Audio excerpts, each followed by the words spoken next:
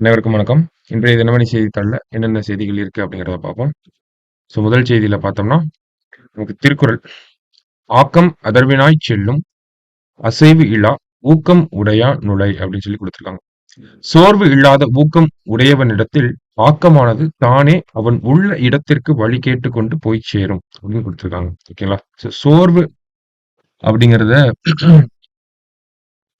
சோர்வு அப்படிங்கிறது இல்லாம இருக்கக்கூடிய ஒருவனிடம் ஊக்கம் அப்படிங்கிறது தானாகவே போய் சேரும் அப்படிங்கிறத குடுத்திருக்காங்க. சரிங்களா? திருக்குறள் எண் 594 அதிகாரம் ஊக்கமுடைமை. இன்னைக்கு முக்கியமா ஒரு செய்தி குடுத்திருந்தாங்க. செப்டம்பர் 29 பார்த்தோம்னா, நமக்கு உலக இதய தினம். வேர்ல்ட் ஹார்ட் டே அப்படின்னு சொல்லுவோம். சரிங்களா? வேர்ல்ட் ஹார்ட் டே தான் செப்டம்பர் 29. ஓகேவா? சோ, ஹார்ட் டே ரிலேட்டடா தமிழ்நாட்டுல என்ன மாதிரியான ஒரு சில விஷயங்கள் முன்னெடுப்புகள் பண்ணியிருப்பாங்க இல்லையா? இதய நோய் சார்ந்து. அதை பத்தின ஒரு லிஸ்ட்ட நமக்கு குடுத்திருக்காங்க. அப்படியே இதெல்லாம் நமக்கு கேட்கறதுக்கு வாய்ப்புகள் இருக்கு. சரிங்களா? முதல்ல டேட்டா பாயிண்ட் சொல்லியிருக்காங்க. என்ன சொல்லியிருக்காங்கன்னு பார்ப்போம். உலக சுகாதார அமைப்பின்படி ஒவ்வொரு ஆண்டும் இந்தியாவில் சுமார் 1.7 கோடி மக்கள் இதய நோயால் இறக்கின்றனர். இது உலகளாவிய இறப்புகளில் சுமார் 31%. இந்தியால 1.5 கோடிக்கும் மேற்பட்ட மக்கள் வந்து இதய நோயால் இறந்து போறாங்க. உலக அளவுல பாக்குறப்ப 31% இருக்கு. மாரடைப்பு, பக்கவாதம் மற்றும் இதய நோய் ஆகியவை இதய கோளாறுகளால் ஏற்படும் இறப்புகளுக்கு மிகவும் பொதுவான காரணங்களில் ஒன்றாகும் அப்படின்னு சொல்லி கொடுத்திருக்காங்க. இதய நோய்களால் ஏற்படக்கூடிய இதய கோளாறு, ஹார்ட் ப்ராப்ளம்ஸ்னால என்ன மாதிரியான நோய்கள் வரும்னா இதய நோய் வருதாம், பக்க நோய், மாரடைப்பு போன்ற விஷயங்கள்லாம் வருது. ஓகேங்களா? உயர் ரத்த அழுத்தம், சர்க்கரை நோய், முறையற்ற உணர்வு, உடற்பயிற்சி இன்மை, மன அழுத்தம் மற்றும் புகைப்பிடித்தல் ஆகியவை இதய நோய் பாதிப்புகளை ஏற்படுவதற்கான முக்கிய காரணிகளாக விளங்குகின்றன அப்படின்னு சொல்லி கொடுத்திருக்காங்க. இப்ப இந்த ஃபர்ஸ்ட் 3 பாயிண்ட்ல நம்ம என்ன பார்த்திருக்கோம் அப்படின்னா, உலக அளவுல உலக சுகாதார அமைப்பு ஒரு டேட்டா சொல்றாங்க. இந்தியால 1.5 கோடிக்கும் மேற்பட்ட மக்கள் வந்து இறந்து போறாங்கன்னு. அது உலக அளவுல பார்க்கிறப்ப 31% இருக்கு. இந்த இதய கோளாறுகளால என்ன மாதிரியான நோய்கள் ஏற்படுது? அடுத்ததா அந்த கோளாறுகள் எதனால ஏற்படுது அப்படிங்கிறத பார்த்துருக்கோம். இப்போ இந்த மாதிரியான காரணங்கள்னாலதான் நமக்கு இந்த இதய நோய் அப்படிங்கிறது ஏற்படுது. இப்ப இந்த மாதிரியான காரணங்களை தவிர்க்கணும்.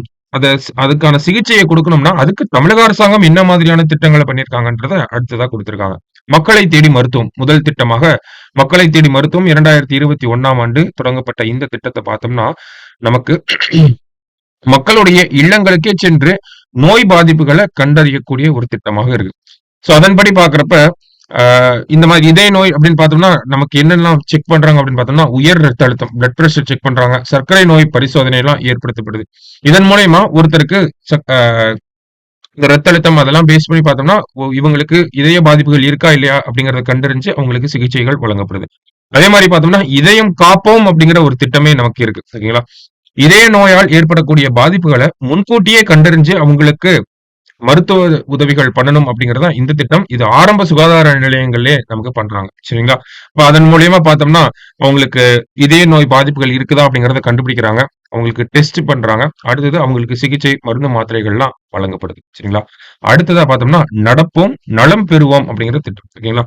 தமிழகத்தில் இருக்கக்கூடிய தமிழக மக்களிடையே, தமிழ் சமூகத்துகளிடையே பார்த்தோம்னா உடற்பயிற்சி இன்மை அப்படிங்கிறது ரொம்ப அதிகமாகவே இருக்கு.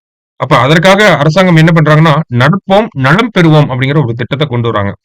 இந்த திட்டத்துக்கு கீழே பார்த்தோம்னா ஒவ்வொரு மாவட்டத்திலையும் 8 கிலோமீட்டர் சுகாதார நடைபாதை அப்படிங்கிறது அமைக்கப்பட்டிருக்கு. ஓகேங்களா? முக்கியமான விஷயம். எத்தனை கிலோமீட்டர் கூட நம்ம பிரிலிம்ஸ் பாயிண்ட் ஆஃப் கேட்கலாம்.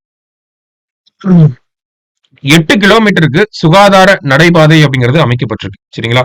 சோ இந்த மாதிரியான பயிற்சிகளை ஊக்குவிக்கிறது மூலியமாக மக்களுக்கு இதய நோய் பாதிப்புகள் மற்றும் அதை சார்ந்த பாதிப்புகள்ல இருந்து மக்களை பாதுகாக்கணும் அப்படிங்கிறது அரசாங்கத்தினுடைய எண்ணமாக இருக்கு.